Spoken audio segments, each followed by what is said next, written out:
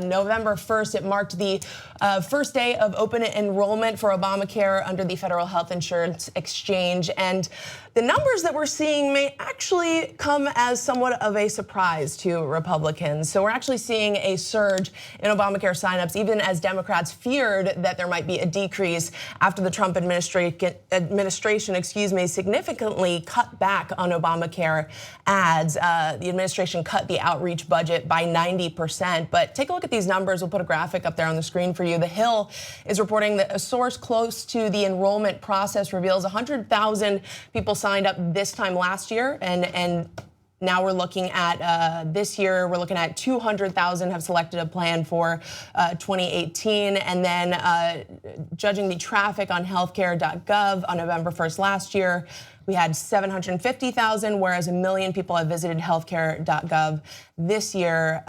Important to note that the enrollment period has been cut in half by the Trump administration, so it's only lasting for 45 days this year, ending on December 15th. Do you guys think that by pulling back the outreach budget, that actually, what do you think is the cause of the surge in numbers? Could that have been part of this cause?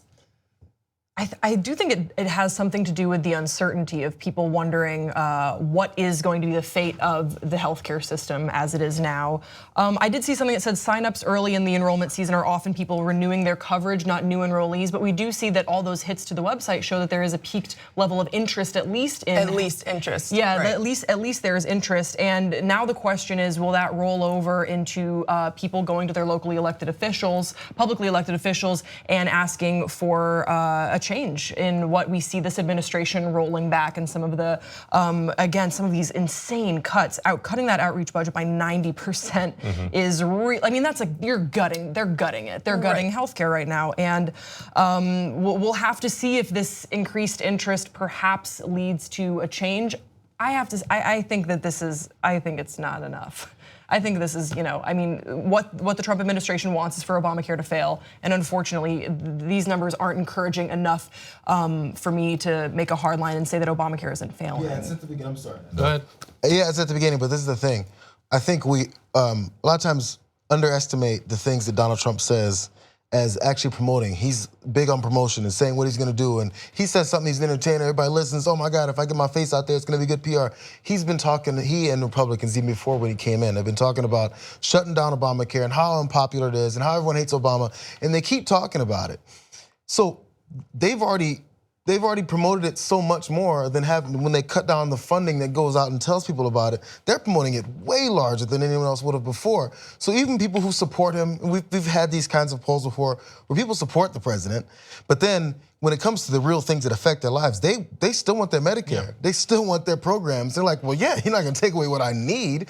So even people who support him on the surface still go and be like, well, yeah, my knee's hurting. I'd like to go to the doctor. That's a very important point. A very good rule of thumb in politics that almost is always true is that any expansion of the welfare state, whether it's Social Security or Medicare or anything like this, once it metastasizes and takes hold within the population, becomes very popular and very difficult to roll back. I mean, Social Security was enacted in the 1960s, and despite the fact that, there's been bipartisan agreement amongst elites to cut Social Security for as long as I've been watching politics, they've been unable to because voters like it. And it's one of the few things that they're able to, because it's a check in the mail that they get every month, right?